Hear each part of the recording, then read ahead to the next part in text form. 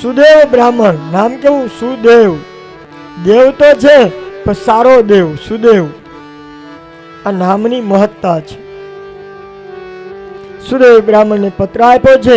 સુદેવ બ્રાહ્મણ હાથમાં પત્ર લઈ અને દ્વારિકા તરફ જાય છે. મનમાં ભગવાન કૃષ્ણનું સુમિરન કરતા કરતા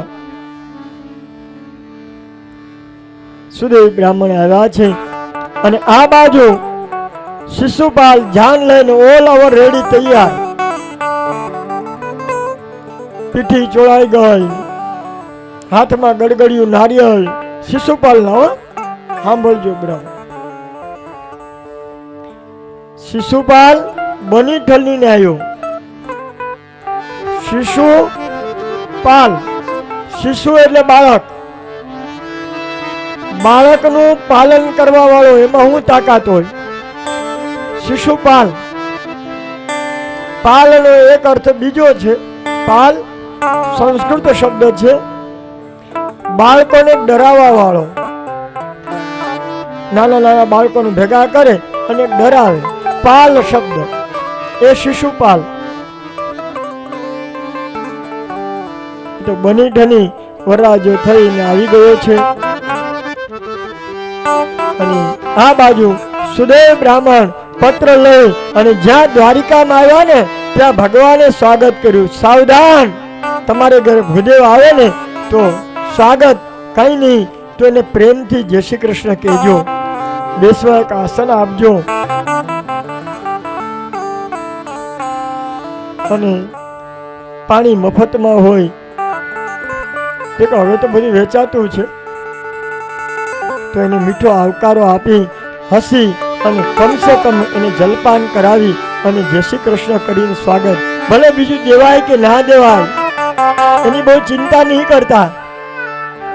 અરે આપણે તો ધર્મ છે, બ્રાહ્મણ નહીં, પણ આપણે ત્યાં તો કોઈ પણ આવે આપણે અતિથિ દેવો ભવ આ સૂત્રને લઈ અને આપણો આ સૌરાષ્ટ્રનો સમાજ એ ચાલવા વાળો છે. ન હોય તો આપણો આ સમાજ પેટમાંથી કાઢીને ખવડાવે, દીકરાના મોઢામાંથી કાઢીને ખવડાવે. આપણો ચલૈયો બિલખા આપણો જલારામ બાપો ઘરની નારીને દાનમાં દેતા. સમજ્યા? એ આપણો વીરપુર વાળો જલો બાપો જાન આવી ગઈ અને એ જ જલા બાપા કઈ જેવા તેવા રત્ન નથી. એ આ ધરાના સંતાનો આપણે છે. બ્રાહ્મણનું દ્વારકામાં સ્વાગત કરવામાં આવ્યું અને ભગવાને પત્ર વાંચી અને ભગવાને 5 ઘોડાનો રથ જોડ્યો. બાપો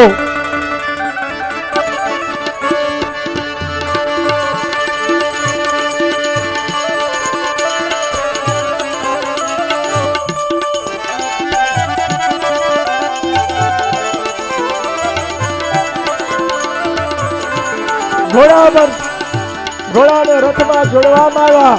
ભગવાન કૃષ્ણ છલાંગ મારી અને ભગવાન રથારૂઢ બન્યા અને પત્રમાં એવું લખાણ હતું કે હું ભવાની મંદિરે દર્શન કરવા માટે જાઉં છું. ત્યાંથી હે ભગવાન તમે મારું પાણી ગ્રહણ કરજો, મારું હરણ કરજો. ભગવાન આવ્યા છે વિદર્ભના તટ ઉપર બારોબાર જ્યાં મંદિર હતું ભવાની માતાનું, જ્યાં વૃક્ષોની પૂજા કરતા હતા અને ભગવાને જ્યાં વૃક્ષોની પૂજા કરી રહ્યા ત્યાં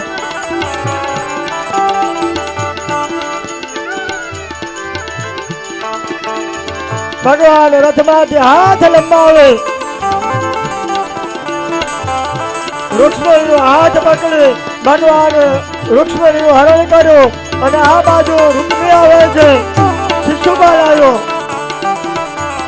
ભગવાનની સાથે યુદ્ધ કરવા લાગ્યો. રૂકમી હે જોર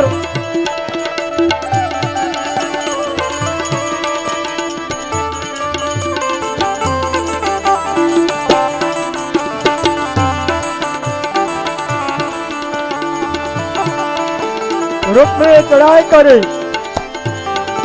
ભગવાને રૂકમીને રૂકમણીને હરાવી દીધો અને રૂક્ષ્મણી બે હાથ જોડી ભગવાન કૃષ્ણએ પ્રાર્થના કરી કે હે પ્રભુ, મારો ભાઈ છે અને રેવા દો અને છોડી દો.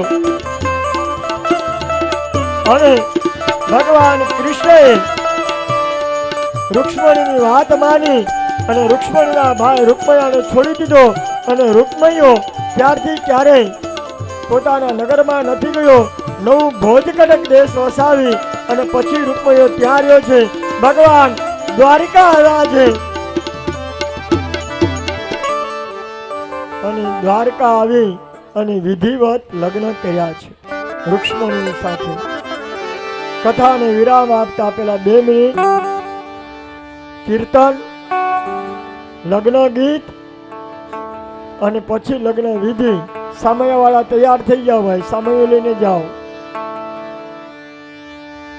મોર જાજે ઓ ગમણ દે, મોર જાજે આ થમણ દે.